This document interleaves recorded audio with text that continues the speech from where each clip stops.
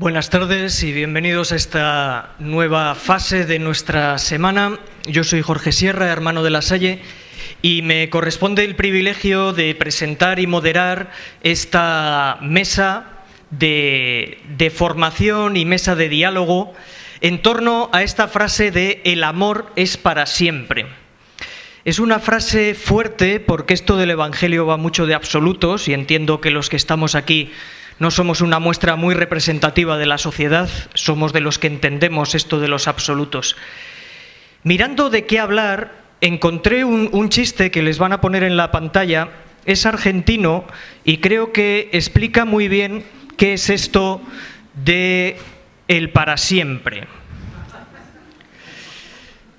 Dice, oye, ¿querés ser mi ex? Dice, bueno, vamos poco a poco, Rubén. Yo cuando vi este chiste me recordó a cuando en Ferrol me tocaba dar clase a los alumnos de segundo de la ESO. En el temario se incluían los 7 sacramentos y yo muy dignamente les decía, hay sacramentos que son para siempre, les intentaba hablar de lo del carácter y estas cosas, y les decía, bueno, el matrimonio, por ejemplo, es para siempre, y los chavales no es que no lo entendieran, es que directamente se reían de mí en la cara, porque la experiencia que ellos mismos tenían en sus familias, pues era todo lo contrario de ese para siempre del que yo les hablaba. También el Papa Francisco, al que estamos recordando también con tanto cariño y dolor en estos días, nos ha hablado a la vida religiosa de la crisis del para siempre. Seguro que algunos de ustedes recuerdan cuando ha dicho en varias ocasiones y ha dejado por escrito, estamos ante una hemorragia que debilita la vida consagrada y la vida misma de la Iglesia. Una hemorragia por los abandonos que nos preocupan. Y decía el Papa, es verdad que algunos abandonan por un acto de coherencia, porque reconocen después de un discernimiento serio que no han tenido nunca vocación. Otros, con el pasar del tiempo, dejan de ser fieles, muchas veces tan solo pocos años después de la profesión perpetua. ¿Qué es lo que nos pasa? Y hace no mucho recomendaba a un grupo de reflexión en pastoral vocacional un libro que como título dice "Para siempre o mientras dure", que también explica mucho de esto. O he visto que en esta misma casa ofrecen una charla, un taller que dice "Amar es para siempre, no se admiten devoluciones". Pues para ayudarnos desde la dimensión formativa, desde la dimensión psicológica, desde la dimensión teológica, tenemos la suerte de tener aquí a 3 magníficos ponentes. Y voy a darle ya la palabra al primero, que me hace además especial ilusión presentar, a Jesús Rodríguez Torrente, que fue profesor mío de temas de Derecho Canónico y que es un especialista en esta dimensión formativa, también en la dimensión de protección de las personas y de atención a los casos que tenemos que tienen que ver con una afectividad mal orientada. Él es procedente de Yeste, de Albacete, que estas cosas, bueno, los que somos de provincias hay que subrayarlo todavía más, con muchísima formación, con muchísima experiencia y sobre todo, pues ahora muy en el frente de batalla para atender a esta realidad que tenemos. Y mucha experiencia acompañando en procesos formativos a personas. Pues Jesús, muchas gracias y tuya es la palabra. Yo comienzo pidiendo perdón porque cuando dije que sí, no sabía que tenía una boda a las 6 en Torrelodones. Y les pido perdón a ustedes, pero les pido perdón a mis 2 compañeras de debate porque se van a quedar con todas las preguntas. En segundo lugar, quiero agradecer porque es la primera vez que cuando voy a una reunión formativa, a un congreso, me recibe una comunidad de religiosas mercedarias en la calle cantándome, dándome la bienvenida y bendiciéndome. Y de verdad que uno ya entra con el corazón esponjado. Y tercera anotación, entiendo que luego esto lo podrán leer mucho más despacio, porque A mí me han salido 24 folios y eso no lo puedo decir esta tarde todo, porque una cosa me iba llevando a otra, entonces es un poco imposible. Así que, bueno, pues entiendo que luego lo podrán complementar bastante bien. Miren, estamos ante un tema, como es el tema de la formación, en el que nos encontramos con dos situaciones muy curiosas. La primera es, toda la gente joven que ahora entra, o no tan joven, porque entran ya más talluditos, sea la vida religiosa o la vida sacerdotal, nos encontramos con que no tienen una base formativa, lo que decía Jorge es verdad.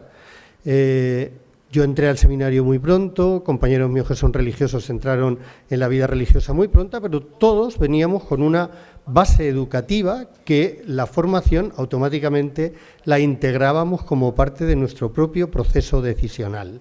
En este momento no. En este momento quien entra, entra sabiendo que nada es para siempre.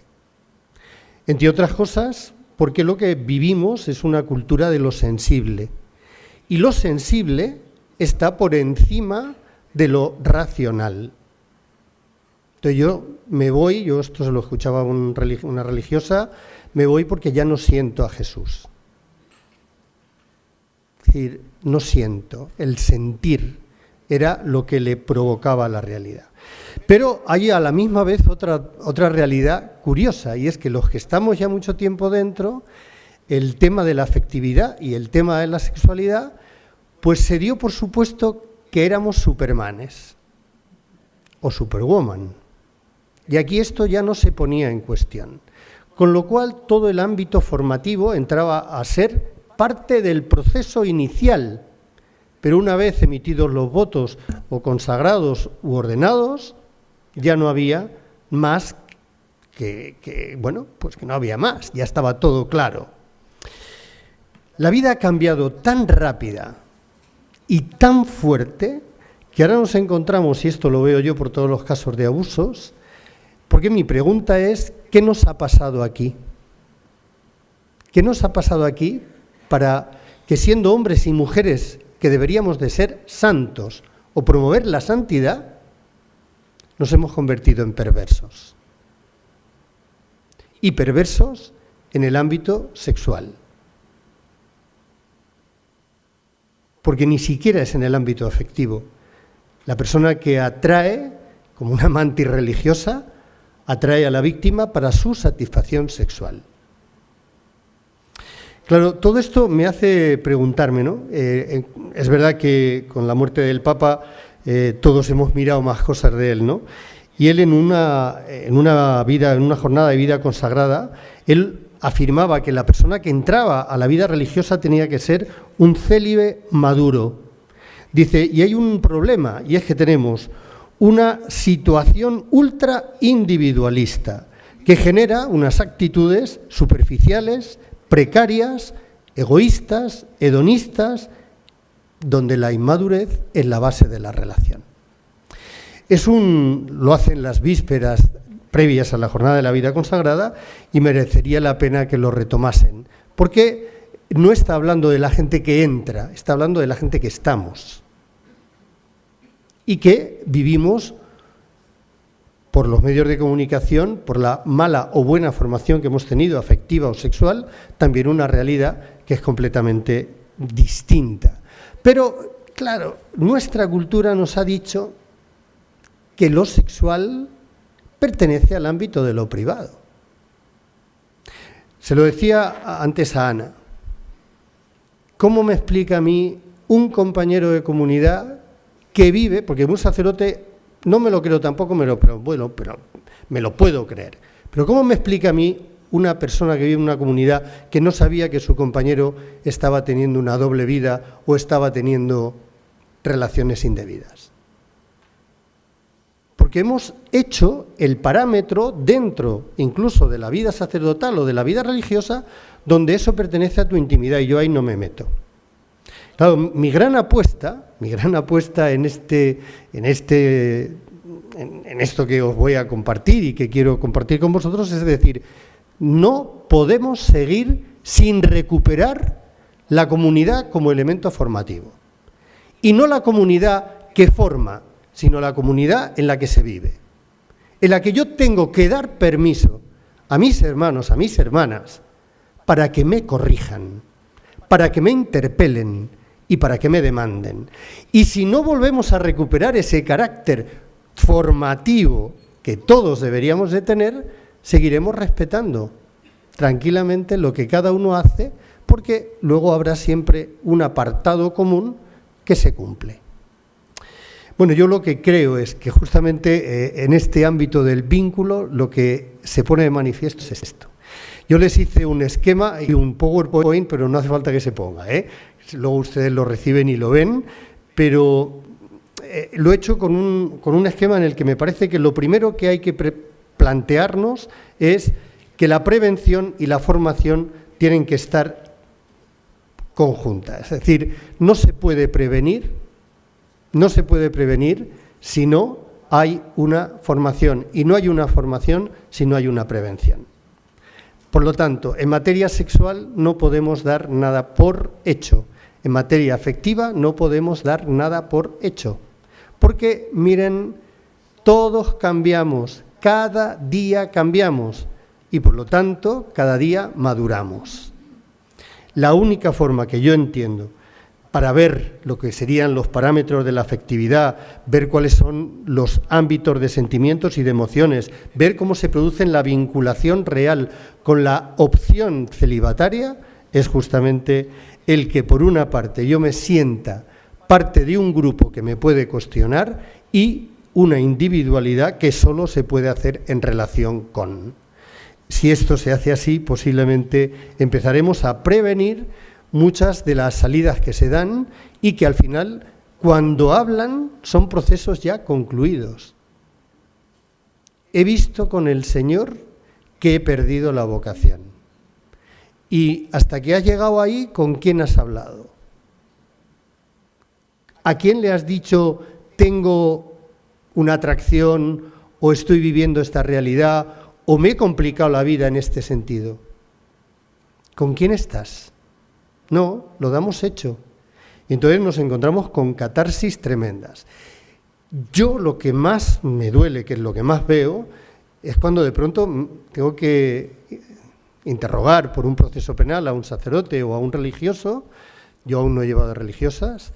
Y le pregunto, ¿pero usted en ningún momento su vinculación se rompía? Te dicen que no. ¿Que no? Digo, entonces, ¿cómo explico yo?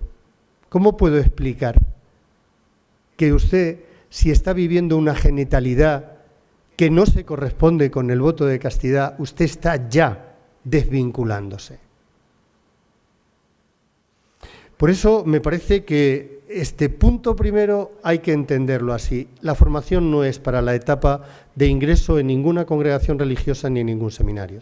La prevención es algo que se tiene que hacer todo el tiempo y la formación en estos temas la tenemos que hacer todo el tiempo. En ese sentido, una cosa serviría para prevenir a la otra. El segundo punto que les pongo en el esquema es la educación como base para la formación. Para mí lo más sorprendente, de esto se lo escuché a Cencini, cuando él decía que educar es la posibilidad de enfrentar al sujeto consigo mismo. Miren, en estos temas, en el tema afectivo, en el tema sexual, y hablo de los dos, solo se puede educar enfrentándonos a ello.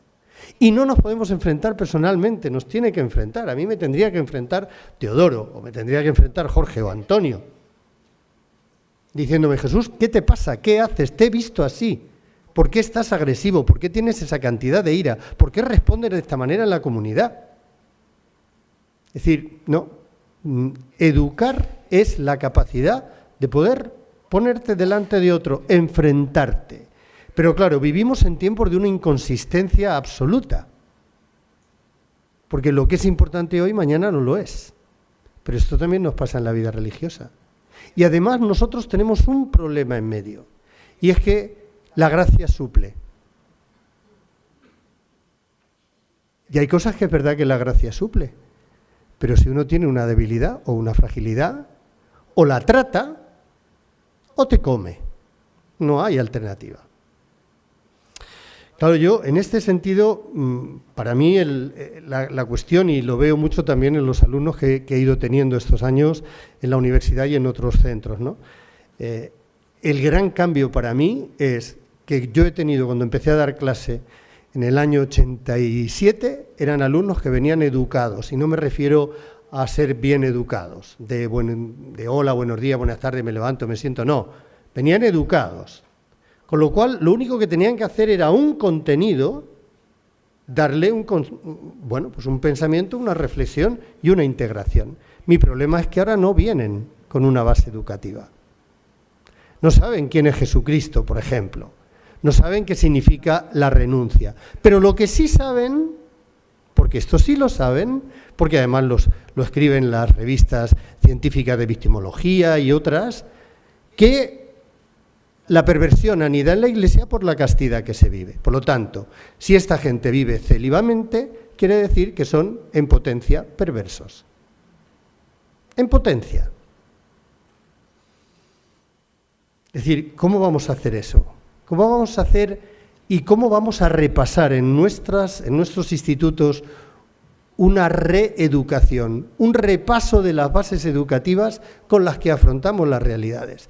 Miren, nosotros no podemos agarrarnos al ritmo de una sociedad que dice que todo vale o que todo es bueno, no, miren, porque si es así, entonces el Evangelio, ¿qué sentido tiene?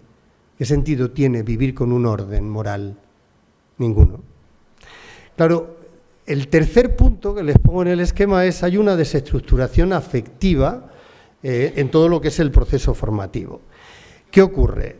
Pues miren, estos temas no los solemos hablar. Como no los hablamos, y de esto Ana sabrá mucho, cuando no se reconocen las heridas, tú con las heridas trabajas, pero trabajas individualmente. Y todos podemos tener heridas. Unas fuertes, de ruptura, y otras a lo mejor de deseo que nunca se han conseguido.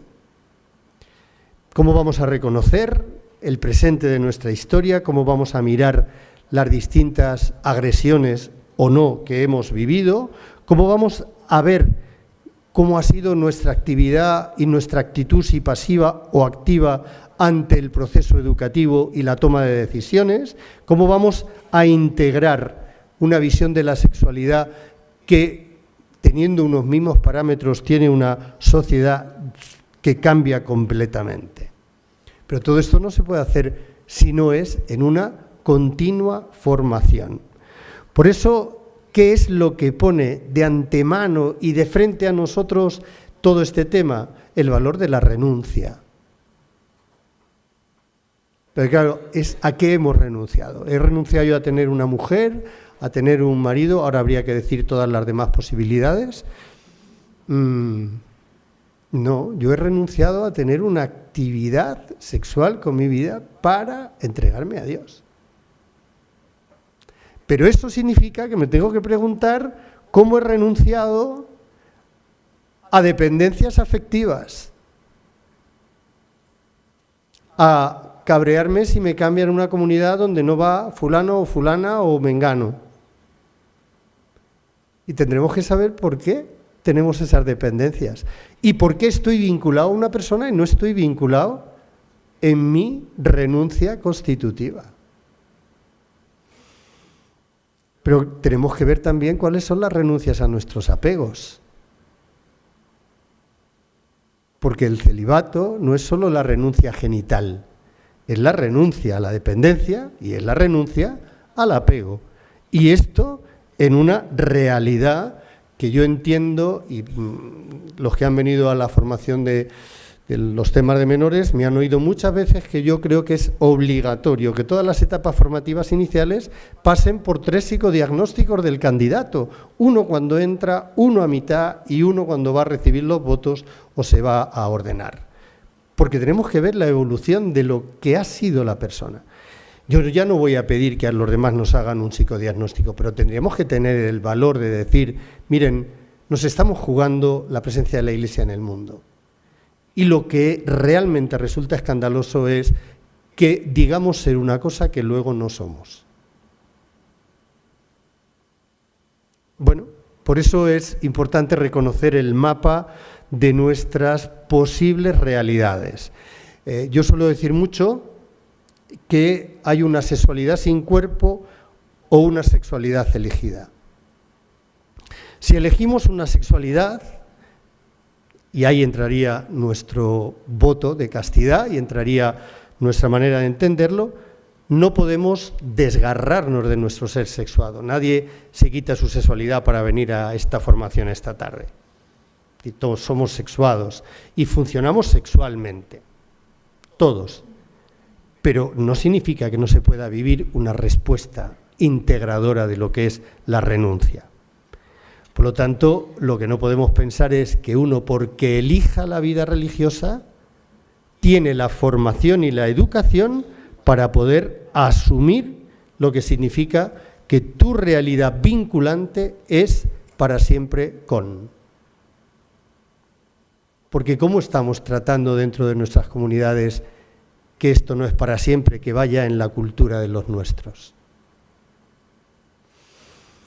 Hay una serie de campos, esto voy a ir muy rápido y luego si quieren pues lo leen tranquilamente. Hay una serie de campos, aquí me gustó mucho la ratio que tienen los salesianos de formación, me pareció fantástico porque tienen una formación en la afectividad y en la castidad muy buena. Bueno, ellos dicen que hay una serie de pasos. El primero es el conocimiento de sí mismo, la historia personal, la adhesión a saber vivir de una manera absoluta la vida como respuesta.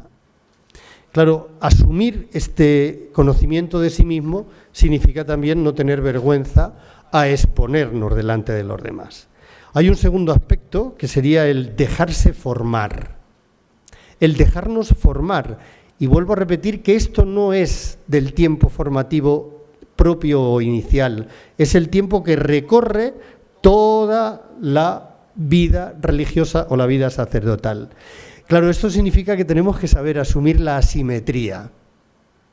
Ayer que me llamaron del CEU de esta casa por otro tema, yo le decía a los dos psicólogos y a la psiquiatra, miren ustedes, un profesor, esté donde esté, siempre va a tener una relación asimétrica, siempre, como un sacerdote, un religioso o una religiosa.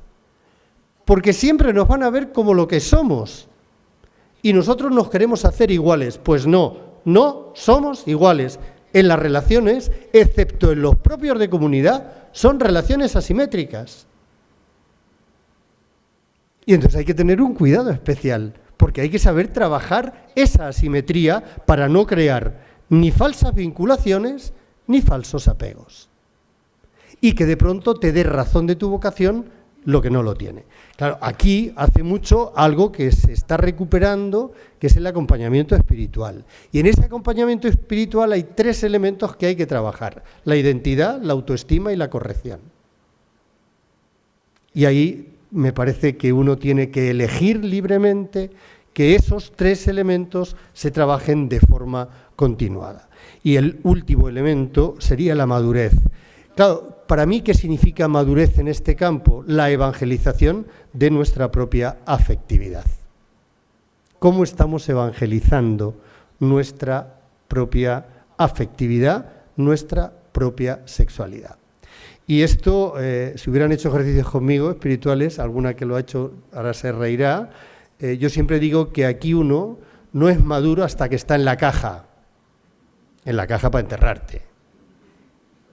Por lo tanto, claro, ¿qué significa evangelizar? Pues esto va a sonar fatal, porque ahora todo esto suena fatal, pero seguro que me entienden. Evangelizar significa domar. Domar instintos, apetitos, deseos, fantasías, proyecciones, significa domarlas. Y la doma solo puede pasar a través de una integridad de la persona y en un contraste con los demás. Yo sí que creo que hay en este momento un tiempo muy mediocre. Yo creo que la falta de vocaciones y que nos superan las obras con las fuerzas que tenemos, a veces nos está llevando a una mediocridad que nos deja demasiado frágiles en el tiempo. Me voy a saltar todo esto, si luego lo quieren lo leen, y así en titulares, para llegar a la conclusión, que es lo que más me interesa, les digo. Vamos a ver. Cuando me preguntaba, digo, bueno, y ahora que has analizado toda esta cuestión del vínculo, el apego y el amor para siempre, en la afectividad y la entrega, ¿qué rasgos creo yo que tendrían que tener? Los voy a nombrar nada más. Hombre, yo creo que hay una centralidad, que esta es siempre Cristo. Y esa centralidad tiene que estar en todos los procesos formativos, comunitarios, en esos programas de formación que incluso no hacemos, de los programas de cada año que vamos a hacer en la comunidad. Tenemos que hacerlo. Es decir, porque tiene que haber una realidad afectiva y sexual donde Él sea el centro. No estamos hablando de mi vida, no estamos hablando de una situación, no, Él es el centro. Y Él es el centro en mis afectos y en mi sexualidad. Hay un segundo elemento que me parece muy importante, que es cambiar un enfoque, pasar de contenidos a procesos. Miren, lo afectivo y lo sexual no es un contenido. El contenido sirve para hablar, sirve para dialogar, sirve para... No, esto es un proceso. Y es un proceso que va madurando con las personas que somos y como estamos. No es lo mismo tener una comunidad donde todos son jóvenes que todos son mayores y una joven. Y ese proceso lo tenemos que hacer conjunto y tenemos que saber hablar de estos temas como un proceso que integre mi sexualidad de 30 años, de 50, de 60 o de 80, o mis afectos, que están y que no me los puedo quitar, ¿no? Entonces yo creo que tenemos que elegir, bueno, pues esa capacidad de llegar ahí. En tercer lugar, me parece que este tiene que ser un enfoque integral. Es decir, y un enfoque integral es el que dentro de la espiritualidad coloca también lo afectivo y coloca la vida comunitaria, porque nuestros afectos donde más se muestran es en la vida comunitaria, porque es donde convivimos y vivimos. A mí mi mujer nunca me da problemas. Pues yo llego a mi casa y estoy solo y además le digo, señora, que ya estoy aquí. Como un día me conteste, me muero, claro. Pero allí estoy yo solo. Pero claro, yo he tratado y he acompañado a mucha gente que en sus comunidades no es que estén solos, es que están absolutamente aisladas.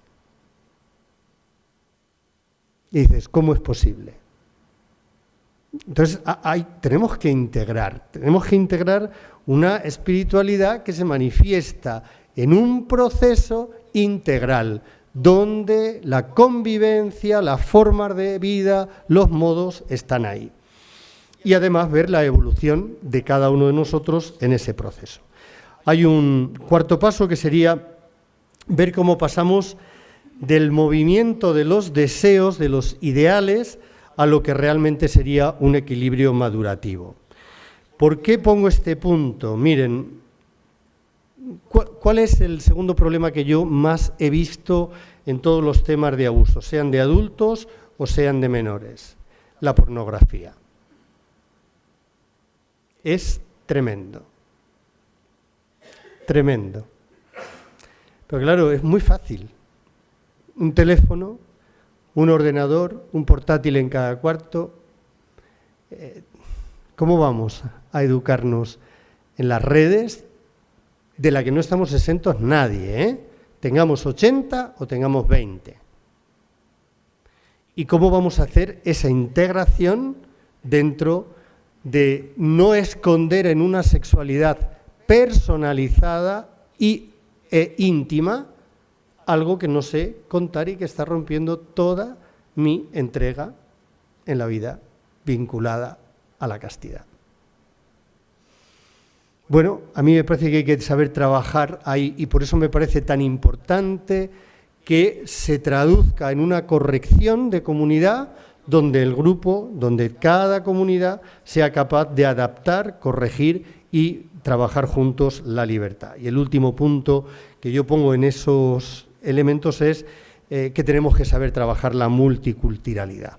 Es decir, hay una interculturalidad, es decir, no es lo mismo la persona que vive en el parámetro europeo que la que vive en el parámetro de África, de Asia o de América. Y las concepciones de la afectividad, de la sexualidad son distintas. Pero estamos en comunidades heterogéneas donde no entendemos ni siquiera las respuestas que nos damos, donde algunos se sienten incluso automáticamente cuestionados o incluso reñidos cuando tú estás preguntando. A los españoles siempre nos dicen que cuando hablamos parece que reñimos. El cura de mi pueblo es colombiano, me dice, monseñor, ¿me va a reñir? Y no he dicho ni hola. Es decir, porque nuestro tono de voz es más fuerte, por lo que sea. Pero no podemos decir esto es porque son de las de Asia o los de África. No, miren, tenemos que volver a reeducarnos en una interculturalidad que además también aporta una visión de los afectos y de lo sexual. Y en una reducción cada vez más de vocaciones y de llevar las obras es necesario que esto lo hagamos. Acabo, creo que estoy en tiempo, ¿no? Acabo y lo hago a modo de conclusión. Esta ya voy a hacer como Ana, la voy a leer para no decir nada más. Es decir, yo creo que estamos en una urgente, y lo digo así, urgente remodelación formativa en este ámbito, en todas las comunidades, y creo que deberían de ser también en todas las diócesis, porque creo que es aquí donde nos jugamos gran parte del futuro, porque de aquí van a salir relaciones sanas o insanas. Y para esto me parece que tenemos que partir de las ciencias humanas, de los estudios científicos, de los avances que la psicología, la psiquiatría y otras ciencias han trabajado en dos aspectos concretos, la maduración y la soledad, porque son los dos elementos que van a vincularnos o a pegarnos para romper el para siempre. Lógicamente eso es lo que nos hará también una repercusión de vida en lo que son nuestros afectos, en la manera de entender la sexualidad y la realidad con los otros. El segundo elemento es que los abandonos en la vida religiosa y en la vida sacerdotal, la situación de inmoralidad que se vive en la sociedad y la situación de inmoralidad que se vive en los delitos sexuales han puesto de manifiesto que hay un vacío, una ausencia en nuestro proceso vocacional. Y esto requiere que nos formemos en estos temas y no solo como una elección que hicimos, sino como una elección que hacemos y que hacemos cada día. Por eso no creo que esto lo podamos dejar. Creo además que esta formación es necesaria y se tiene que basar en esa integración de quiénes somos y qué vivimos, para poder llegar realmente a una renuncia que también tenemos que saber rehacer continuamente en nuestra vida. Porque lo que sí tengo claro y lo que hemos estudiado en psicología y en otros ámbitos es que no puede haber integración de la sexualidad ni formación de la afectividad si no nos aceptamos, si la renuncia no es libre y si además esta renuncia no es trabajada hasta el día que entreguemos la vida. Es verdad que para el mundo científico nuestro modo de vida es contrario a cualquier realidad. Si algo hizo la revolución sexual fue decir que nadie podía renunciar a sus instintos y eso se ha puesto como orden o forma de vida. Y yo creo que en este momento se puede decir que sí se puede vivir renunciando al ejercicio de la genitalidad, pero eso significa que tenemos que asumir una maduración sexual completa que nos haga poder relacionarnos en y con verdad. 3 elementos que son básicos: el diálogo, la confianza y, sobre todo, dejarnos corregir por los demás.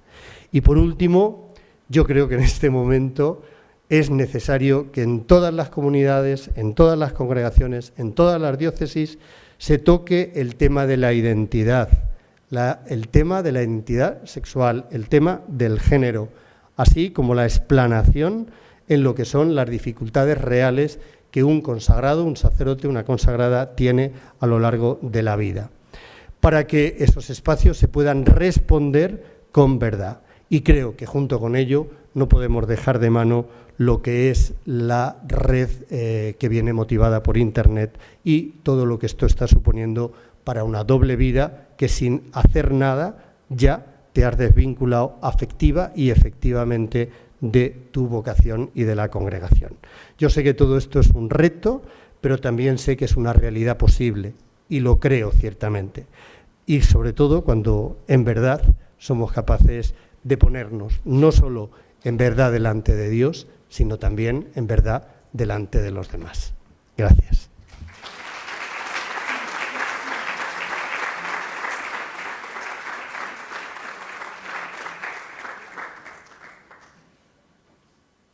Pues muchísimas gracias. Después de ver esta dimensión formativa, y recuerden que tienen las tarjetitas para poder hacer las preguntas y las irán recogiendo, vamos a pasar a la dimensión teológica, y para eso tenemos aquí a Ana Martín Echagüe, que seguramente pues muchos de ustedes hayan leído alguno de sus artículos o su libro sobre Ethik-Hillesum, que tiene mucho que ver con esto del crecimiento afectivo. Ella, en su libro Desenterrar a Dios, como itinerario y proceso, ya saben, de esta joven que justo en lo último, en donde menos esperanza hay, pues descubre a Dios. Ella también refleja mucho de esta teología espiritual. Bueno, pues Ana Martín es misionera servidora de los servidores del Evangelio de la Misericordia. Esto siempre hay que decir las cosas, los nombres de las congregaciones con mucho cuidado.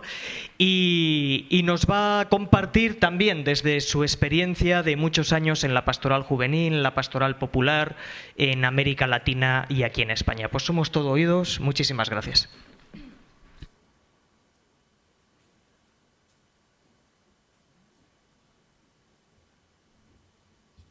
Esto está bien así, sin tocar, ¿verdad? ¿Bien? ¿Todo bien? Bueno, voy a tener que leer, ¿no? Porque es muy difícil en 15-20 minutos que yo me ponga a hablar sin mirar y que haya dicho algo más del primer punto. Entonces, tengo un problema no tengo problema de hablar, sino lo contrario, de resumir, ¿de acuerdo? Entonces, lo voy a leer. Después de esta ponencia de Jesús tan formativa, tan profunda, espero no quedar yo aquí como quien viene a poner una capa externa, ¿no? Hemos entrado en el núcleo del drama y la conflictividad y la necesidad de hacer camino en este terreno. Yo voy a dar una mirada de fe, dejando que esta pregunta, ¿no? Esta pregunta de ¿el amor es para siempre? Porque aquí antes lo ponían como en afirmativo, pero yo creo que es una pregunta. Y una pregunta abierta que es incómoda, desafiante, especialmente si va dirigida a nuestra vida religiosa y consagrada. Una pregunta que nos toca la herida. Mirando la posmodernidad, no nos cansamos de repetir, de decir que vivimos en una sociedad hiperactiva, acelerada, llena de estímulos, pero que donde más confluye es hacia una sociedad donde el vínculo ha quedado mucho más inconsistente, frágil, y donde la lealtad en los compromisos, hasta en los de trabajo, es algo completamente mínimo. Pero necesitamos de estas preguntas incómodas, que nos desinstalan un poco y que no tienen una respuesta fácil y menos aún rápida. La pregunta de si el amor es para siempre nos invita a indagar de una manera existencial. Si un vínculo en el amor puede perdurar en el tiempo, crecer y ahondarse a través de los acontecimientos inesperados de la vida que ninguno se ha programado. Si lo llego a saber, no me apunto, ¿no? Hubiéramos dicho muchos de nosotros, si llego a saber que esto pasa por aquí. Pero esta pregunta antes viene a ponerse en diálogo con un interlocutor previo, y es: ¿deseamos que un vínculo en el amor sea para siempre? Esto no es obvio ni evidente en la sociedad de hoy. Se inician muchísimas vocaciones y se inician muchísimos proyectos que no tienen esta visión de un para siempre, siempre, siempre, que diría Santa Teresa. En el mundo de hoy vivimos aturdidos y nuestro deseo vive aturdido, como dice Dolores Alexandre, por un montón de deseos ocupa, ¿no? Que invaden nuestra sensibilidad y nuestra afectividad y que nos hacen desear a corto plazo, a vuelos de corto alcance. ¿Qué esperas? ¿Qué sueñas? ¿Qué quieres de la vida? El otro día tenía una alumna en mi clase, toda la hora tristísima, porque había perdido el vapor que se le había caído por la alcantarilla, ¿no? Y uno dice, estando el mundo como está, te entristeces porque el vapor que te ha hecho un favor cayéndose por la alcantarilla. A veces tenemos deseos a corto plazo, con muchísimos planes B, C, D, por si acaso, ¿no? Y esto a veces nos lo dicen también nuestras propias familias en la vida consagrada. Bueno, pero tú asegúrate, ¿no? Pero estos no llevan a la alegría innegociable, al brillo en los ojos, a la sonrisa limpia y franca, a la belleza de una vida desplegada en el amor al prójimo. Y por esta razón precisamos introducirnos en el deseo con el que fuimos creados. Una vez más, Dios nos creó para estar con Él, para pasear con Él a la hora de la brisa, dice en Génesis, para disfrutar hasta la eternidad de una relación de comunión con Él y los hermanos, porque desde el principio vio que no era bueno que el hombre estuviera solo, el hombre y la mujer, ¿no? Nuestros deseos, los más evangelizados, por así decir, y los que a veces son más retorcidos o confusos, llevan en su raíz un eco que es de un deseo que nos precede, que es el deseo de Dios de que vivamos en comunión con Él y con los hermanos.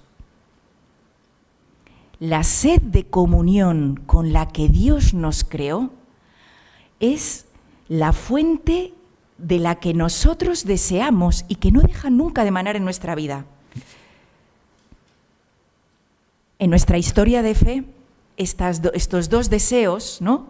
El deseo de Dios con el que nos creó y nuestras propias sedes, coincidieron en un momento hasta que se dio el acontecimiento. Hay muchos encuentros que no son acontecimientos, son sencillos encuentros. Pero cuando se produce en nuestra vida el acontecimiento, llegamos a experimentar que Dios era capaz de saciar los anhelos más profundos del corazón que ni siquiera buscaba. Y dio un vuelco a nuestra vida que la orientó hacia el reino y que cada vez que volvemos a narrar la opción vocacional, que gracias a Dios nos preguntan, ¿no? A veces nos vuelven a preguntar, pero ¿tú por qué te hiciste misionera? ¿O por qué no? Cuando vuelves a narrar, enciende un fuego que todavía arde. Cuando nace la vocación, tras un proceso lento de discernimiento, el deseo es que sea para siempre. Es el propio dinamismo del amor. Ese deseo no nos lo quita nadie. Y Santa Teresa de Jesús, ¿no? Nos decía que desde el principio nos animaba a que hiciéramos en el inicio del camino una determinada determinación por llegar hasta el final. Y ponía sus expresiones siempre actuales, ¿no? Decía, una grande y determinada determinación de no parar hasta llegar a ella, hasta la meta, hasta beber del agua, ¿no? Del agua del manantial. Venga lo que viniere, suceda lo que sucediere, trabajase lo que se trabajare, murmure quien murmurare, siquiera se muera en el camino o no tenga corazón para tantos trabajos. Dice, siquiera se hunda el mundo, o como dicen muchos, dice, hay peligros, fulana por aquí se perdió, el otro se engañó, el otro que rezaba mucho cayó, hacen daño a la virtud, no es para mujeres, mejor será que hilen. Una determinada.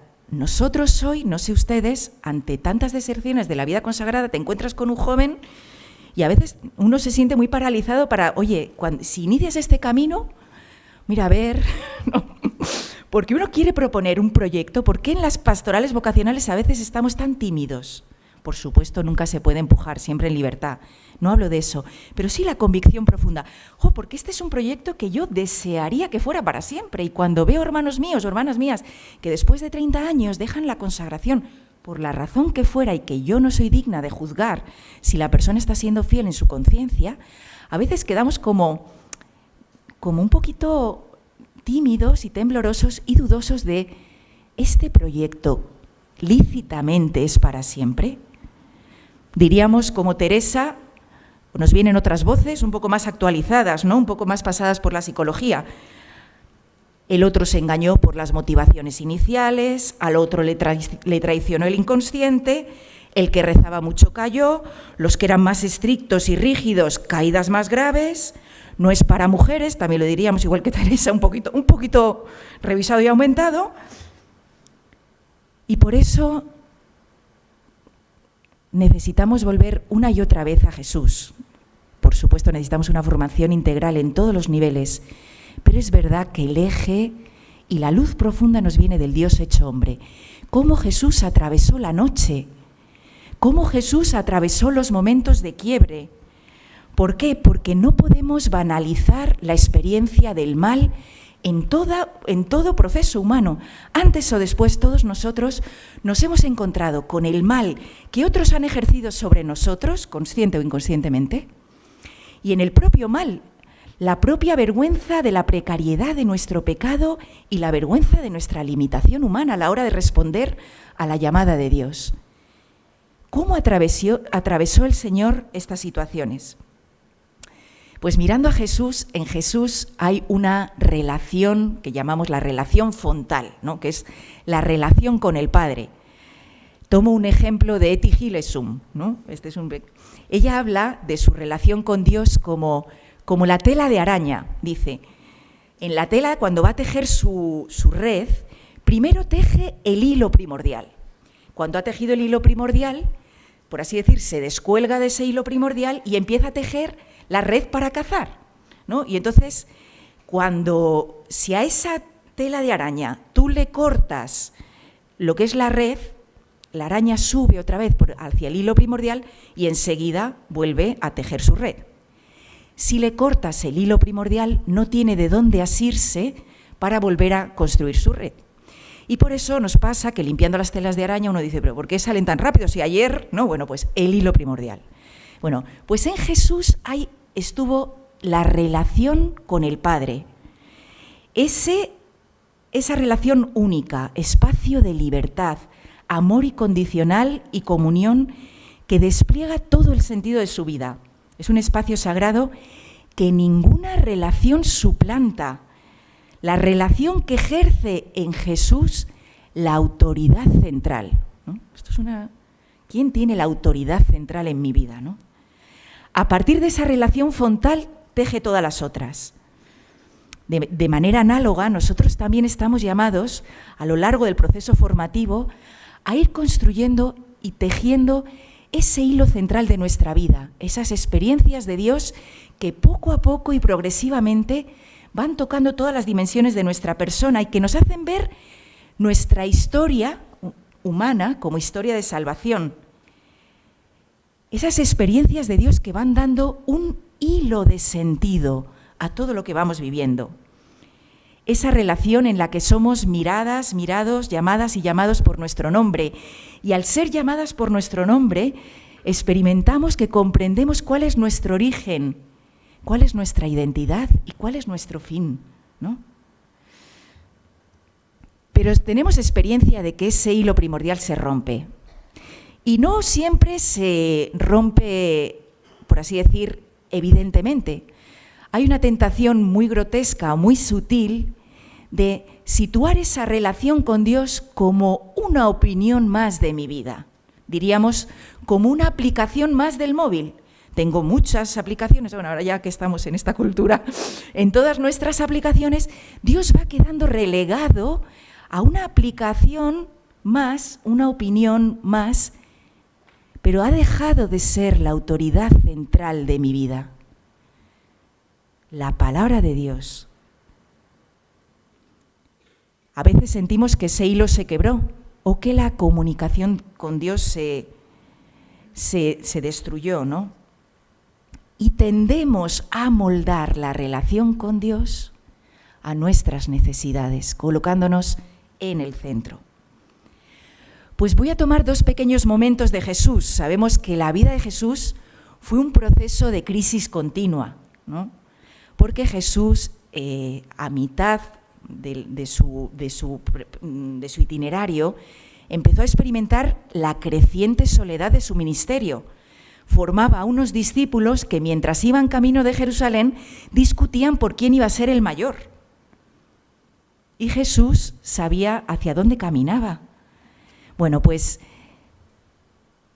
hay dos momentos donde parece que el hilo primordial de Jesús con el Padre se puede quebrar. Uno es Getsemaní. Jesús siente miedo, es la hora del fracaso, es la hora del temor, de la debilidad y de la tristeza de muerte. Jesús experimentó la resistencia a las circunstancias por las que podía atravesar la voluntad del Padre. Abierto a la voluntad del Padre, pero resistencia que tuviera que pasar por aquí. Tomó conciencia de la violencia, agonía y muerte que iban a desatarse contra él. Y entonces Jesús oró, con una oración que era un clamor: aparta de mí este cáliz. Y así no cortó el hilo, no interrumpió el diálogo con el Padre. Parece muy sencillo, pero hoy en día tenemos tantos recursos mediáticos para evadir el dolor, la angustia y la soledad y la tristeza. Qué pocos Getsemanís pasan por nuestra oración. Jesús, en cambio, insistió en la oración y buscó con todo su cuerpo y con toda su alma al Abba. Permaneció en diálogo sin cerrarse ante el Dios de su existencia.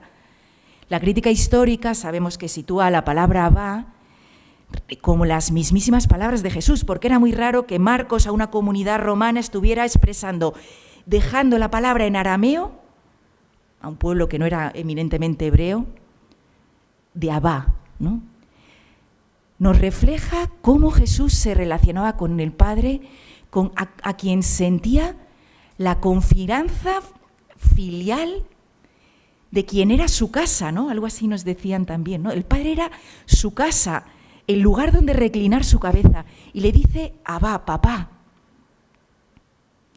Y el autor de los Hebreos nos dice una cosa que a mí me llamaba mucho la atención: ¿cómo vivió Jesús ese Getsemaní? Dice: habiendo ofrecido en los días de su vida mortal ruegos y súplicas con poderoso clamor y lágrimas al que podía salvarle de la muerte, ¿no? Una oración con clamor, con grito, con lágrimas. Dice: fue escuchado. No dice nada más. Tan solo que en esos 3 intentos de súplica se sintió escuchado. Y eso le valió para acoger la voluntad del Padre y para llevar su amor hasta el final. Oró e insistió 3 veces hasta sentirse escuchado. Y ser escuchado significa ser respetado como un sujeto libre. ¿Cuánto se necesita en los momentos críticos del camino sentirse escuchado por alguna mediación humana, acompañante o amigo? Es el gran arte del acompañamiento. Escuchar para entender, no para responder, no para llenar el hueco que queda en aquella comunidad que hay que cubrir. Escuchar libremente y abiertamente a la persona hasta que ella por sí misma se sienta escuchada. ¿Por qué? Porque cuando tú te experimentas escuchada, puedes escucharte a ti misma, a ti mismo. Y yo creo que esto es algo que hemos perdido en nuestra propia oración. ¿Por qué la oración muchas veces no nos cambia? Porque en la oración vengo a orar y a meditar sin estar yo. Porque no escucho lo que mi cuerpo, mi alma, mi salud, mi psique está queriendo decirme. Y es precioso ver a Jesús cómo también aprendió a escucharse a sí mismo, escuchar sus emociones, sus sentimientos, sus pensamientos y aprender a descifrar el mensaje que le estaban transmitiendo. Escuchar nuestro ser más hondo nos permite conectar con el deseo más genuino. Jesús, en aquella noche de vigilia de Getsemaní, pudo acceder así a sus deseos. Su primer deseo: aparta de mí este cáliz. Y tras estas palabras, y tras este deseo de aparta de mí este cáliz, Jesús pudo acceder, al sentirse escuchado, al gran deseo: que no se haga mi voluntad, que no se haga como yo quiero, sino lo que quieras tú. Y otro gran momento el peligro de romper este hilo primordial es la cruz, donde la apariencia de la comunicación con Dios quedaba interrumpida. En la cruz Jesús experimentó la desnudez radical de todo y de todos. Sufrió física, psíquica y espiritualmente. Santo Tomás de Aquino afirmaba que Jesús sufrió en los 5 sentidos físicos. Esto lo leí estudiando la Suma Teológica, que es bastante dura de roer, pero cuando leí esto me tuve que ir a la capilla, ¿no? Decía, sufrió en el olfato porque en el Gólgota olía mal, por los cadáveres que fallecían ahí. Sufrió en el oído al escuchar las burlas. Sufrió en el gusto por su sed y en el vinagre que pudo beber. Dice, sufrió en su piel, en el tacto, por las heridas de los latigazos y de los clavos. Dice, y sufrió en su mirada al ver a su madre sufrir, ¿no? ¿Cómo pudo el abandonado abandonarse? Sabemos que el sufrimiento físico no es más que una pequeña puerta para entrar en el sufrimiento espiritual y psicológico que debió vivir Jesús en la cruz. Antonio García, en un libro de Ventanas Ventanas que dan a Dios, que es una maravilla, dice una frase que a mí también me hizo detenerme, ¿no?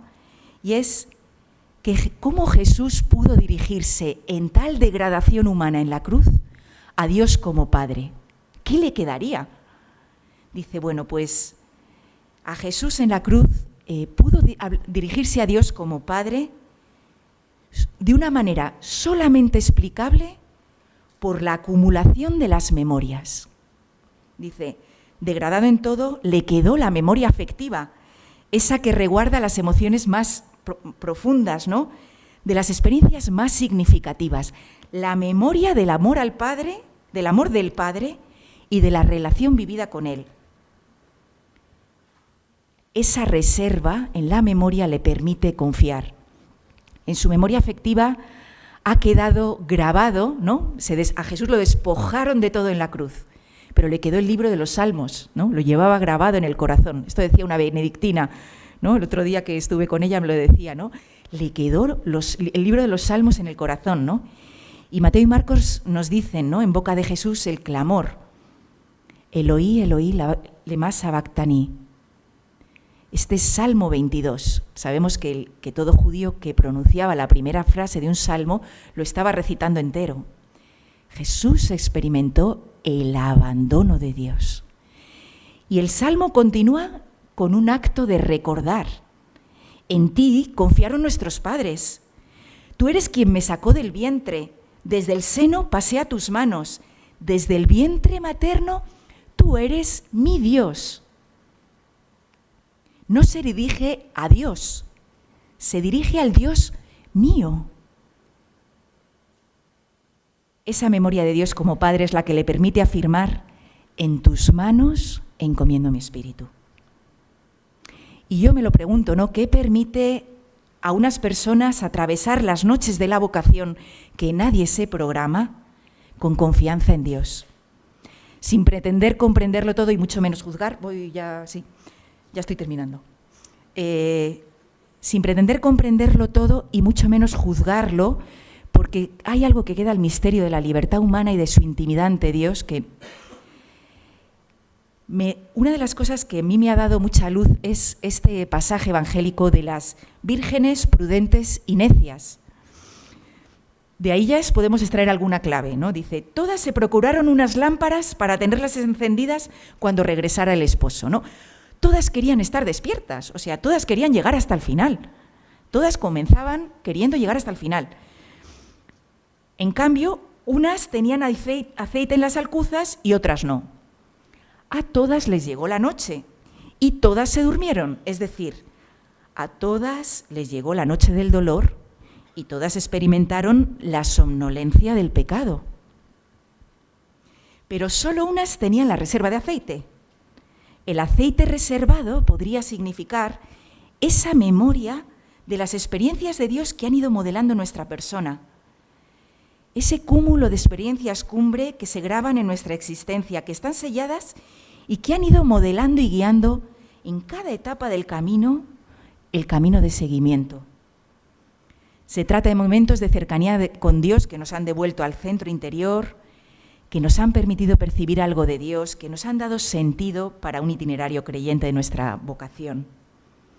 La memoria creyente nos permite volver a ellas como refugio para atravesar la noche. Y otro de los aspectos que llama la atención en esta parábola es que las vírgenes no se prestaron el aceite unas a otras, ¿no? Y uno dice, bueno, el contrario del Evangelio. Todo el Evangelio está escrito para compartir, como que ahora no te puedas compartir el aceite. No sé, siempre las parábolas tienen alguna, para hacernos pensar, ¿no? Alguna pregunta. Podría significar que hay algo intransferible en la vida de seguimiento. Hay una experiencia personal del amor de Dios y de esa conciencia del amor de Dios que va transformando y creciendo en nuestra vida, que nos podemos compartir, enriquecer, sumar, pero nadie puede sustituir. El recuerdo del amor nos permite confiar en tiempos de la desolación, aunque ésta dure años y dure tiempo, ¿no? Una mujer mayor que tenía Alzheimer, a la que yo intentaba ayudar para ducharse, le costaba muchísimo el duro momento de levantarse de la cama. Muchísimo, no es muy duro, no nos engañemos, que también es duro, ¿no? Y entonces no se quería levantar a duchar y yo le decía, ya voy, ¿no? ¿Qué hago? Le insistía, vamos. No había manera de sacarla de la cama, pero tenía en la foto, en la mesilla una foto, y gracias a Dios tenía Alzheimer, pero todavía recordaba. Y le digo, ¿quién es ese hombre tan guapo que tienes en la mesilla? ¿No? Y me decía, mi Paco. No. Bueno, mi Paco hizo resurgir las energías que no tenía para salir del duro momento de levantarse por la mañana y meterse en la ducha, ¿no? Mi Dios no es Dios, es mi Dios. Pero hay noches de la memoria donde la memoria herida o que no puede recordar la bondad de Dios, ni el hecho de ser amados por Él.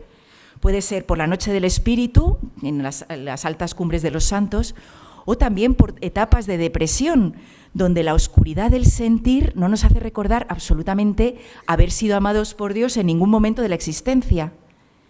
Qué bonito es darnos cuenta que Dios, cuando nosotros no recordamos, Dios nos recuerda. Y por eso al buen ladrón le dice, ¿no? Cuando le dice, acuérdate de mí cuando llegues a tu reino, ¿no? Y le dice, hoy mismo estarás conmigo en el paraíso, ¿no? Dios nos recuerda, como recordaba al pueblo de Israel, de ti recuerdo el amor de tu noviazgo, cuando tú me seguías por la tierra no sembrada. En el corazón de Dios está grabado lo mejor nuestro. Jesús vive ese momento de dificultad, de quiebre, de dolor, siendo fiel. Y esta es la pregunta. ¿El hombre y la mujer de hoy es capaz de fidelidad? Diríamos, nosotros tenemos el hilo primordial tendido hacia nosotros en Jesús, porque cuando yo he dicho no, Jesús ha dicho sí, y en su sí puedo renacer cada día. Podemos llegar solos hasta el final y en este momento Jesús necesitó a sus amigos en Getsemaní, a María, a Lázaro antes de la pasión en Betania, necesitó a su madre y a Juan en la pie de la cruz. Yo solo quiero decir que nosotros solos no llegaremos hasta el final, necesitamos de los hermanos, pero no todas las relaciones nos impulsan a llegar hasta el final. Solo digo 3 rasgos muy sencillos que tienen que ver con la reflexión. En los lazos que nos ayudan a caminar, sobre todo en las crisis, se necesitan personas que sean capaces de escucharnos a profundidad. Se necesitan personas, un segundo rasgo, capaces de tener grabado en su mirada y que nos miren recordándonos el valor de nuestra vida cuando yo no lo sé apreciar. Y una de las terceras cosas es necesitamos relaciones fraternas de amistad que tengan raíces pascuales. No hay mayor tesoro de sentir que hay personas que han atravesado la noche, que han atravesado la Pascua y que nos acompañan para ser pacientes en la espera, para no irnos cuando nos iríamos, para permanecer en la celda, dirían algunos, ¿no? Y que saben ayudarnos el valor de la paciencia y de la espera, que saben acompañarnos en la confianza en Dios y cuando nosotros no vemos nada son capaces de ver las pequeñas hojas verdes de la resurrección que ya están floreciendo en nuestras ramas secas. Gracias.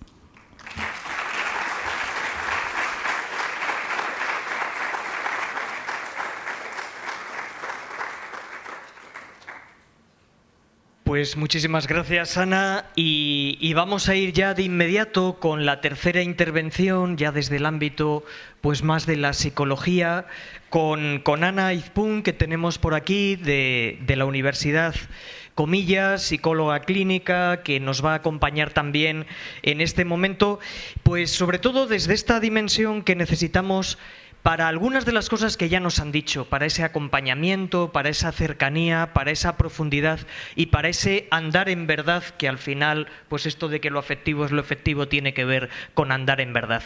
Pues muchísimas gracias, Ana, y tuya es la palabra. Bueno, buenas tardes. Yo también tengo chuleta, porque verdaderamente la invitación es hablar de un tema, bueno, de varios temas, ¿no? Bueno, pues tan bonitos, tan profundos y tan complejos. Yo creo que los seres humanos, cuando un tema es muy complejo, tenemos una tentación que es intentar simplificarlo muy rápido, ¿no? Entonces, bueno, es tan complejo y yo creo que... ¡Ay, madre! No es grave, creo que se arregla. Perdón. Cuando algo es tan complejo, decía, tenemos esa tentación y bueno, para mí, desde luego, es un regalo que me den el reto y el marrón, diríamos los más jóvenes, de tener que sintetizar algo tan apasionante, tan interesante y tan estructural en la psicología humana como la capacidad de vincularnos y de hacerlo sanamente en 15 minutos, ¿no? Yo le decía de broma a Antonio que esto es como si te piden una ponencia de la Trinidad en 15 minutos. Bueno, pues igual.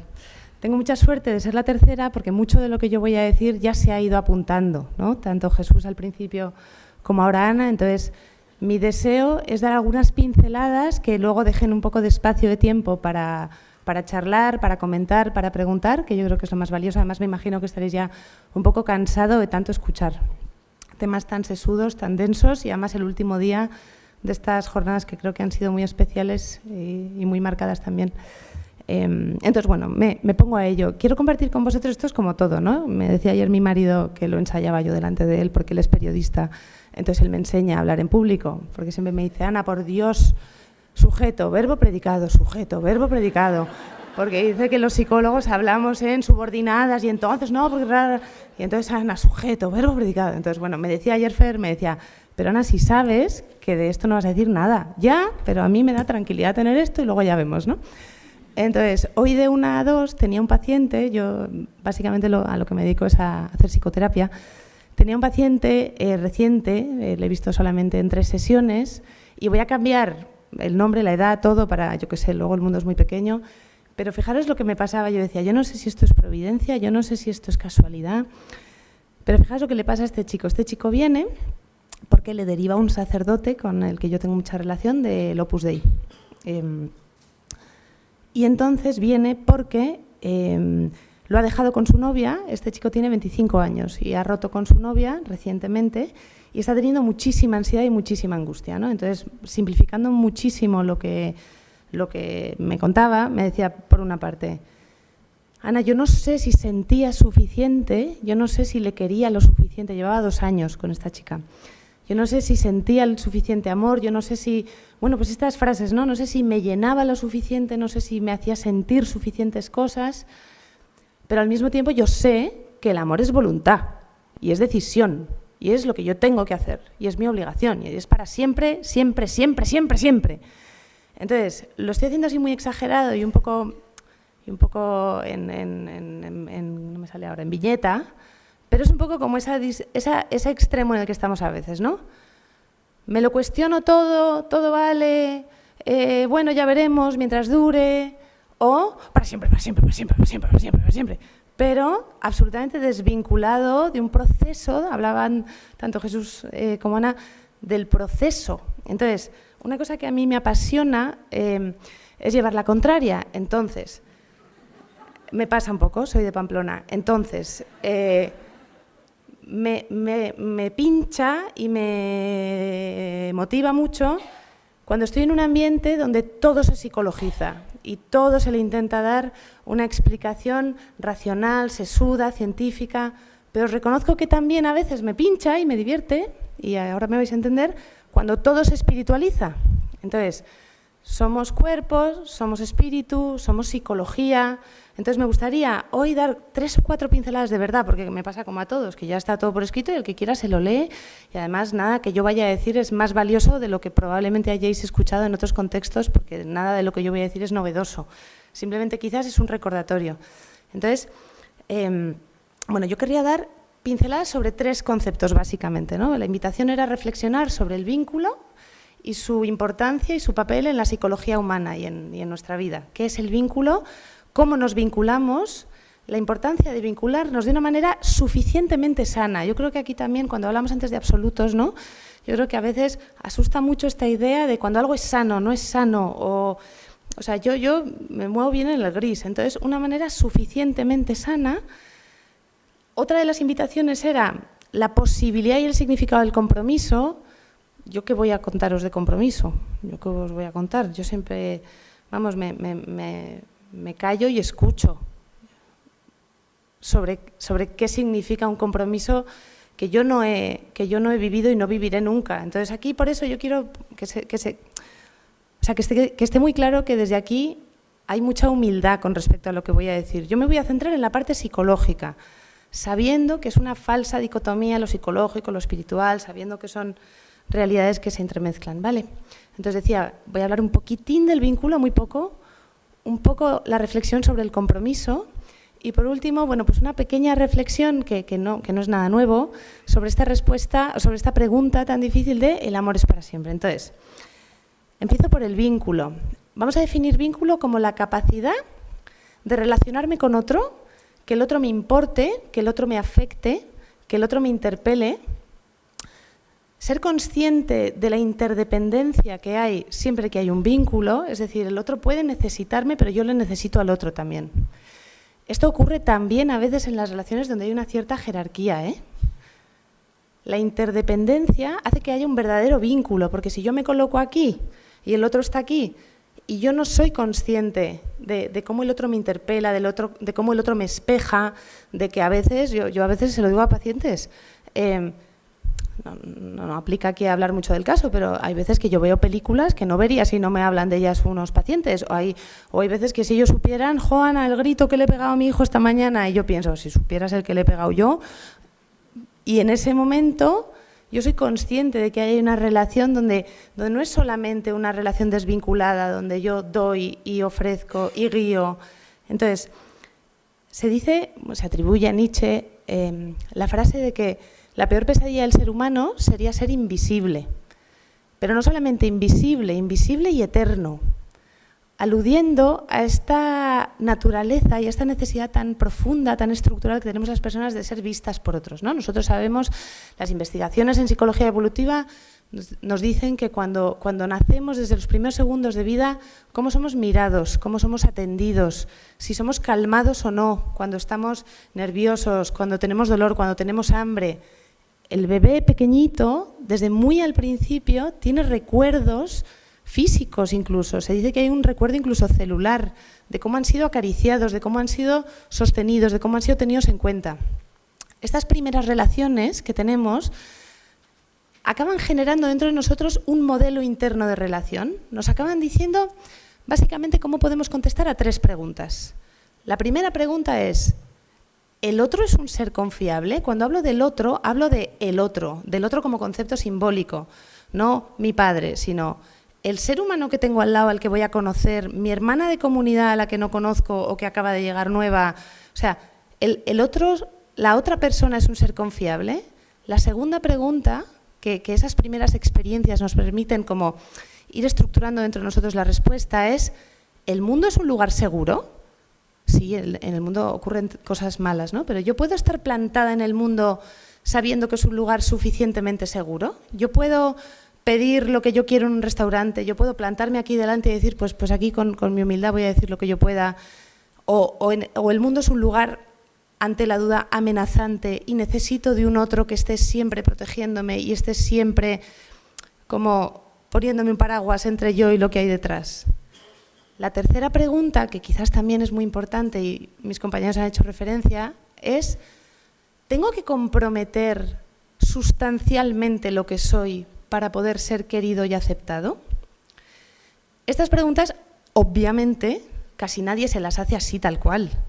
A lo mejor algunos de vosotros os las habéis hecho, habéis tenido procesos de acompañamiento o tenéis esa introspección. Yo os diría que la gran mayoría de la gente no se hace esas preguntas o contestaría, bueno, pues sí, pues no, pero un verdadero cuestionamiento. Porque cómo nosotros contestemos a esas preguntas, por una parte, estará causado por cómo ha sido, primero, mi carácter y luego mi contexto afectivo. Igual que en nuestra familia, en nuestro entorno desde pequeños aprendemos a hablar, aprendemos a comer, aprendemos a vestirnos, también aprendemos a querer, aprendemos a vincularnos, aprendemos cómo va esto de las relaciones con otros, ¿no? Entonces, este paciente que tenía ahora me decía, bueno, yo he hablado con mi padre, que es un hombre comprometido también con la obra, con el Opus Dei, y me decía, mira, al final de la vida lo que sientas no es importante, lo que importa es lo que decidas. Yo no entro a si en ese contexto era válido, me da igual. Es que otro chaval con la misma edad iría a su padre y le diría, no, a ti es que te tiene que apasionar tu mujer y te tienes que estar absolutamente enamorado todo el rato.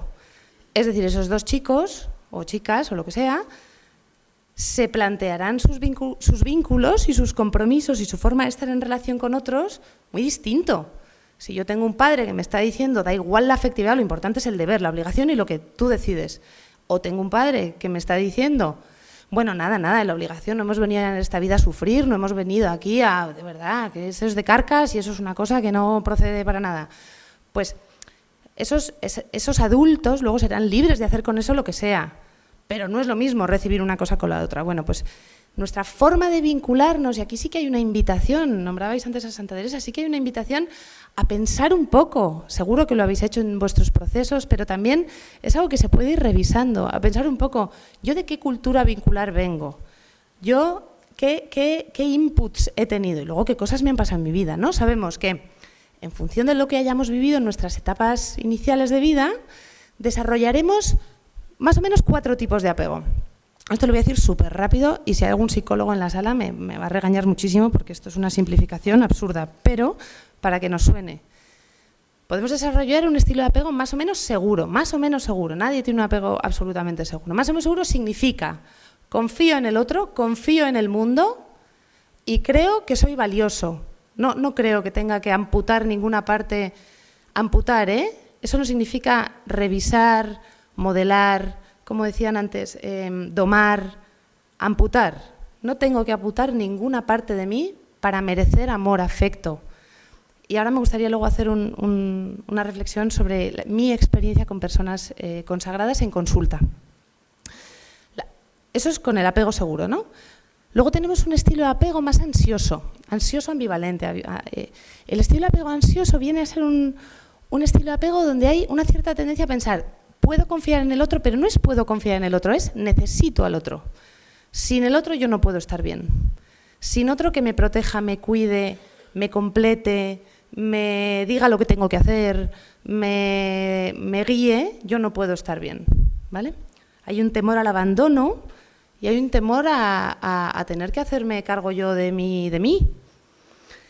Luego tenemos el estilo de apego evitativo. Este estilo de apego viene a ser como lo contrario, pero que es lo mismo, es la otra cara de la misma moneda. Que viene a ser algo así como, mira, yo no necesito a nadie, ¿no? Yo autosuficiencia. Yo puedo relacionarme con los demás, pero ante la duda yo prefiero no vincularme mucho, que en el fondo lo que esconde es me muero de miedo si me abandonan. Pero es más como yo paso, no necesito a nadie, ¿vale? Y luego tenemos un cuarto estilo de apego que es más gracias a Dios, es mucho más raro, es el apego desorganizado, que tiene mucho que ver cuando ha habido una historia de trauma muy grave. Es un estilo de vinculación muy caótica. Es posible que os hayáis encontrado en vuestra, bueno, pues en la vida comunitaria a lo mejor, pero también probablemente en vuestra vida de servicio y en vuestra vida con otras personas que quieren y huyen al mismo tiempo, que son caóticas, que bueno, pues que se vinculan muchísimo, luego no, luego te quiero, luego te odio. O sea, es una forma de vincularse muy patológica, muy exagerada, quizás es la menos habitual. Pero bueno, yo muchas veces, también en sesiones o en cursos, sí que lanzo un poco la pregunta, ¿no? Si yo aquí preguntara, a ver, que levante la mano, ¿quién es diestro? A ver, que levante la mano, ¿quién es diestro? A ver, y ahora, que levante la mano, ¿quién es zurdo? Vale, no voy a hacer, ahora, ¿no? Y yo pregunto, no lo hago más ya, pero que levante la mano, ¿quién es más de montaña? Que levante la mano, ¿quién es más de playa? Vale, muy bien, ¿de playa? Ahora, yo creo que hay algo muy bonito. Santa Teresa decía que es imposible conocer a Dios sin conocerse a uno mismo. Qué importante, es que si no supiera que esto se queda grabado, yo decía mi estilo de apego. Pero qué importante es decir, a ver, si yo patino de algo, ¿para dónde patino? ¿No? O sea, sabiendo que nadie tiene un apego seguro, y aquí, o sea, nadie es esa especie de cosa idealizada. Si yo patino de algo, me voy más hacia el no te acerques mucho, que no me quiero vincular, o hacia el quédate fusionado conmigo, que no me quiero quedar solo. Yo sé lo mío, porque me lo he mirado. Pero todos patinamos hacia un lado y no pasa nada. ¿Por qué esto es importante? Porque como nombraba Jesús antes, ¿no? ¿Cómo me voy a mostrar yo en comunidad? ¿Cómo voy a hablar de las cosas que me pasan si todos tenemos que tener un apego perfectamente seguro, la sexualidad perfectamente bloqueada y absolutamente integrada todo el rato perfectamente bien y no tengo ninguna duda sobre nada, ¿no? Pues me pienso en mi paciente.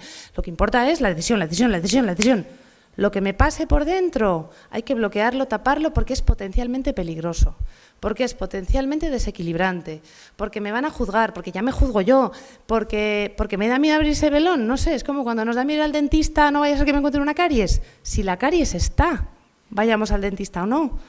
La diferencia es que si vamos pronto es una caries, si no es una endodoncia o un flemón o un... Entonces, la primera invitación sería en esta prevención, formación, bueno, pues incluir un poco, vamos a ir mirándonos, no es cuestión de que todo el mundo tenga que ir a terapia, no, yo también creo que vivimos en una situación ahora mismo en la que, bueno, pues desde esa afectividad exaltada, pues yo también lo veo, francamente, personas que ante situaciones de tristeza o de pena muy normales, iba a decir, muy de la vida, se asustan mucho porque no me siento bien. Hay una diferencia entre no me siento bien y no tengo herramientas para manejar lo que me está pasando. No es lo mismo, ¿no? Entonces, para mí sí que es una invitación todo el rato, todo el rato, todo el rato. Yo espero no neurotizar mucho a mis hijos preguntándoles todo el rato cómo están, pero sí que hay una invitación a, bueno, ¿y yo qué pienso de esto? ¿Cuál es mi tendencia a vincularme? ¿Vale? La segunda reflexión, ¡ay, qué mal voy! La segunda reflexión tiene que ver con el compromiso, ¿no?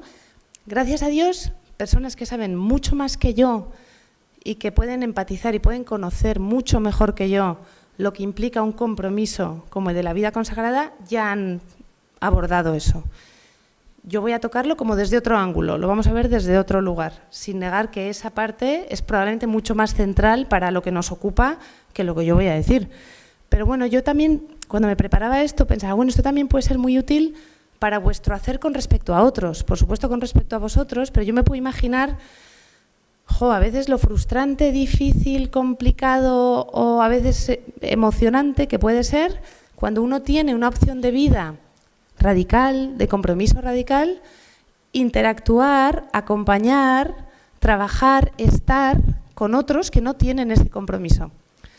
Y cómo hacer eso desde el respeto, desde la comprensión, también me imagino que desde la libertad de la evangelización, ¿no? Bueno, pues me lo planteaba así. Entonces, a mí me gusta mucho, Víctor, bueno, este libro, El hombre en busca de sentido, ¿no? Y Frankl en ese libro dice que la libertad, no, mentira, que comprometerse es orientar lúcidamente la propia libertad hacia un otro, una obra o una misión que le dé sentido a mi vida. Para mí, esa es como el gris guay, ¿no? El gris que lo que nos dice es, tiene que haber libertad. Yo puedo entender y creo que tiene un valor el mensaje de poner el foco en el que el amor es una decisión, sobre todo cuando no hay sentimiento. Creo que tiene un valor absoluto eso, y creo que es verdad. Y también creo que si solo nos quedamos en eso y se repite como un mantra, creo que se pierde la capacidad de hablar de otras cosas. Quería hacer antes un apunte con respecto a esto. He tenido la suerte, el privilegio, el reto, y es de las cosas que más difíciles me han parecido, de que varias personas de la vida consagrada hayan, pues cuando se encuentran con compañeros o con hermanos o con hermanas que están pasando por un proceso difícil, pues me han derivado a esas personas como pacientes, ¿no? Y os reconozco que son mis menos favoritos. Y lo digo con absoluta espontaneidad y verdad, porque me parece que es andar sobre algo que no solo que no conozco, sino que, pues que ahí yo normalmente no pido mucho apoyo del Espíritu Santo cuando entra un paciente en consulta. La verdad, a lo mejor debería, pero no. Pero a veces cuando quien entra por la puerta de mi consulta es una persona o que se está cuestionando su vocación o que está teniendo una crisis vocacional o que se ha enamorado estando en una comunidad y está en ese proceso, yo ahí digo, madre mía. No lo digo, por favor, no me lo entendáis mal, ¿eh? No lo digo como que horror, pero creo que soy muy consciente de lo grande, de lo importante. Pero quiero compartir esto porque pocas veces yo he visto más el valor de una cosa que en psicología se llama experiencia emocional correctiva, que cuando una persona consagrada me ha dicho que está enamorada de otra y mi reacción ha sido, bueno, pues vamos a hablar de eso. ¿Y cómo es ese amor? ¿Y cómo te sientes? ¿Y desde cuándo? ¿Y qué piensas? ¿Y qué no piensas? Y no sabéis, bueno, creo que he perdido la cuenta, no me ha pasado tantas veces eso, pero he perdido la cuenta de las veces que he sido muy consciente de que a veces el poder hablar y airear y sacar, antes hablaban de esponjar el cerebro, de airear, o sea, abrir la ventana sin ir muy rápido a lo que está bien o a lo que está mal, a lo que debería ser, a lo que no debería ser, sino simplemente poder poner sobre la mesa lo que es, el simple hecho de ponerlo sobre la mesa lo que es, sin prisa para cerrarlo, sin prisa para evaluar rápidamente si está bien, si está mal, si es grave, si no es grave, si hay que decírselo a no sé quién o no hay que decírselo a no sé quién. Ojo, luego habrá que ordenar eso un poco, pero el simple hecho de ponerlo encima de la mesa es como si la persona pudiera coger una bocanada de aire y se pudiera poner a manos a la obra con lo que tiene. En mi experiencia, ya termino. Espera, no sé si termino, a ver. Sí, ya termino. Prometido, sí, termino ya. Vale, entonces, última reflexión y luego compartimos. Se ha hablado de la liquidez en los vínculos, de la exaltación del sentimiento, de la afectividad, de la apertura, de lo importante que es, ¿no? En este paciente mío, si me gusta, si me llena, si yo siento suficiente, si me resulta fácil o no. Se ha hablado mucho de eso. Yo creo que eso es evidente. Y probablemente hay en la sociedad, como yo llamo, los muggles, o sea, en los seglares, pero también hay en la vida religiosa, ¿no? Pues seguro. Pero yo creo que también tenemos que huir de la tentación contraria, que no deja de ser la otra cara de la misma moneda, que es... O sea, es como si en la sociedad hubiera un apego evitativo validado, ¿no? La autosuficiencia por encima de todo, lo que me apetece, lo que me divierte, lo que yo quiero. Y esto lo digo con mucha cautela y ya lo dejo como para la reflexión. Me pregunto si a veces algo que ha pasado... Mira, no sabes lo que me ha emocionado, Ana, que tú hayas escrito un libro sobre T.G. Joshua, no lo sabía. De las experiencias más totales que yo he tenido en mi vida de fe fue en unos ejercicios espirituales con 15 años, que el sacerdote que me acompañaba, Abel Toraño, yo entraba ahí, ¿no? Con mis... Y me dijo, mira, sáltate la siguiente charla, cógete el de Eti Jesum, el de la portada negra, ¿cómo se llama? Ese. Tú te coges el de Eti Jesum y te vas a leer, no vuelvas, porque te estás ahí que... Me lo leí en día y medio. O sea, saliendo de aquí me voy a comprar tu libro, de verdad. Me lo leí en día y medio y recuerdo como... Bueno, ¿por qué os cuento esto? Porque si a mí ese sacerdote me hubiera dicho, no, tú te tienes que quedar ahí, tienes que sentir, tienes que estar y bla, bla, bla, bla, pues yo creo que no... Bueno, no, yo qué sé, no lo sé, porque además no tiene que ver con el sacerdote, tiene que ver con el Señor. Pero en aquel momento, esa libertad de tú, vete a dar un paseo y cógete un libro, para mí fue como oxígeno. Entonces, para mí, la otra cara de la moneda es caer a veces en una forma de compromiso ansioso, entendido como el compromiso absolutamente incuestionable, no el compromiso en sí, sino la forma y fijándonos solamente en el resultado final y no en el proceso. En las relaciones de pareja, qué importante es pasar crisis, hablar de las crisis, ir a terapia de pareja o a un acompañamiento o a un... O sea, si uno espera que en una terapia de pareja, que en una relación de pareja todo se mantenga bien por pura fuerza de voluntad, las posibilidades de ruptura son muchísimo mayores. Entonces, bueno, simplemente para contestar esta última pregunta, ¿el amor es para siempre? Desde mi ingenuidad total, mi respuesta es un rotundo sí, pero no entendido como el amor como sentimiento, sino como entrega lúcida de la propia libertad. Ya está. Gracias.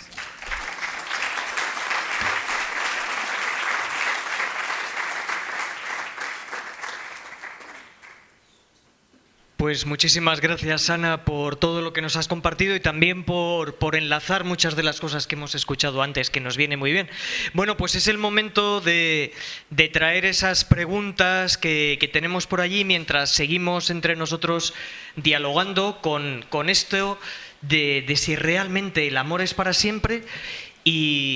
Y yo os lanzo, a quien queréis de las dos, para ir empezando, esta pregunta que leíamos también en la cita del Papa Francisco de antes. Bueno, ¿y qué creéis que nos está pasando a los religiosos desde dentro de la vida consagrada, desde muy cerca, pues para que, pues efectivamente, oye, pues hay unas salidas, unos abandonos poco después de la profesión perpetua e incluso, como decía una formadora nuestra, hay algunos que abandonan la vida religiosa mucho antes de dejar la congregación, que también puede ocurrir. ¿Qué creéis que es lo que nos está pasando o por dónde podemos enfocarnos a mirar para verlo? No sé quién queréis empezar. Ya sé que la pregunta no es fácil, pero estáis aquí para eso. Bueno, responder a esta pregunta sería el resumen de todos estos días. Yo no puedo responder. Yo solo hay un amigo muy conocido seguramente por todos ustedes, que a mí alguna vez me ha dado algún consejo y yo me fío de lo que me dice, ¿no? Yo creo que estamos realmente en un cambio de época, un cambio de paradigma. Esto es como un barco que ha girado rápido y se nos caen muchos por la borda, otros por un lado. Pero a mí me ayudó Benjamín González Vuelta, me decía, dice... Es verdad que cuando una persona deja la vocación puede ser porque en tus raíces, en el origen de tu vocación, no hubiera esta experiencia de conciencia de ser amado, haya muchas heridas profundas de la historia, a veces no asumidas a tiempo, todo esto está. Pero la cultura de hoy es profundamente invasiva de la interioridad. Y eso, yo creo que lo primero, Ignacio hizo las reglas para regularse en el comer, ¿no? Yo digo, las reglas para regularse en los medios de comunicación, yo creo que es lo primero que hay que actualizar. Yo creo que la cultura es muy, muy invasiva y nos confunde más de lo que queremos. Y yo, en otra opinión, también siempre hay que integrar todas las dimensiones de la persona y creo que estamos en ellas. Para mí también no hay que olvidar que el proceso pascual de la existencia es lo más humano que hay. O sea, Jesús fue hombre y vivió un camino de conciencia, de libertad, de entrega y de renuncia. Y yo creo que a veces se nos olvida que en todo proceso humano hay una cruz a aprender a vivir. Y cuando perdemos esto de vista, A veces hay opciones por un pare de sufrir, ¿no? Yo cuando vivía en Argentina, con un familiar tuyo, ¿no? También, ahí había muchas iglesias evangélicas que ponía pare usted de sufrir. Y nosotras estábamos en una situación tan complicada que estábamos a punto de cambiarnos, ¿no? Y uno dice, bueno, cambiémonos, o sea, pare de sufrir, ¿no? O sea, y en ese sentido, aprender el arte de sufrir, de la frustración, de la dificultad, en comunión con Dios, en una experiencia profunda de conocimiento personal de tu propia vulnerabilidad, en una oportunidad de solidaridad con todos los que sufren en el mundo entero, un lugar donde se experimenta, sí, que formas parte del sufrimiento, nos iguala, decía la gente, ¿no? Yo creo el cómo, y esto lo tiene muy bien Nettie Hillesum, cómo vivimos el arte de sufrir hoy. Porque a veces Dios no nos quiere un sufrimiento infecundo, pero también a veces nos olvidamos que la vida pasa por la Pascua. Y eso también hay que aprenderlo, que no se sabe nunca, ¿no? Al Papa le preguntaban, ¿cómo está viviendo usted esta neumonía? Y dice, como posso, ¿no? Come posso, ¿no? Así en italiano, ¿cómo puedo? Pero en cada etapa lo tengo que aprender. Gracias, Ana. Muy bien, tenemos todavía unos minutos para algunas de las preguntas. Hemos hablado durante todos estos días que hemos estado, pues, de si lo afectivo es lo efectivo en el sentido de qué es lo que nos lleva, pues, un poco en la toma de decisiones. En algún momento Jesús, por ejemplo, ha dicho aquello de, hemos puesto el sentimiento como tan en el centro que ya no siento, entonces parece que ya no hay, pero claro, hay que trascender ese sentimiento asumiéndolo, no por codos o no por simple fuerza de voluntad, ¿no? ¿De qué manera nos podemos ayudar con esa red de comunidad, de apoyos, para vivir esto sin caer en los extremos igual del pasado, aquello de las amistades particulares muy peligrosas, pero a la vez tampoco quizás poniendo el sentimiento tan en el centro? A mí siempre me viene una idea y yo creo que, no sé si contesta a tu pregunta, espero que sí, pero me viene un poco la idea, yo nombraba ahora los estilos vinculares, ¿no? Y yo creo que algo que ayuda mucho es, por mucho que no pegue ahora mismo, es el sentido del humor. Entonces, hay algo en lo que yo os escucho, ¿no? Y hay una parte de mí que piensa, pero es que no puede ser todo sufrimiento, sufrimiento, sufrimiento, sufrimiento, sufrimiento. Porque igual que no puede ser todo sentimiento, sentimiento, sentimiento, sentimiento, ¿no? Tampoco puede ser todo sufrimiento, porque si no, estamos cayendo un poco en esta polarización que estamos viendo en el mundo constantemente, ¿no? Y parece que están los que abanderan el sentimiento, el disfrute, el hedonismo, el placer, y la autosuficiencia, y los que casi como por separarse y distanciarse de esa lógica de ese mundo que como que va hacia el precipicio, ¿no? Casi Sodoma y Gomorra casi. Y entonces, como que en mi cabeza, cuando decías esto de cómo hacemos para no poner el sentimiento, es hacer un ejercicio todo el rato de las dos cosas pueden ser verdad a la vez. O sea, de sí y las dos cosas. ¿El sentimiento es importante? Completamente. Y a lo mejor habrá que afinar, yo creo que esto tendrá que ver mucho con la formación, también con una traducción que tendrá que ver, pues habrá momentos de la vida donde uno sabe que le tiene que subir el volumen a la voluntad. Y habrá momentos en los que también habrá que intentar subir el volumen al sentimiento. Sabiendo que es como es un proceso de afinar dinámico que ocurre todo el rato. Eso es. Muy bien, pues muchísimas gracias a las dos y también a Jesús, que así lo recibirá, y muchas gracias a todos por vuestra atención. No se vayan todavía, que todavía queda muchísimo más y tendremos ahora pequeño tiempo de descanso, unos 5 o 6 minutos. Y tan pequeño, para continuar también profundizando con el concierto de oración con Ain Karim. Pues muchísimas gracias y un aplauso para las dos salas.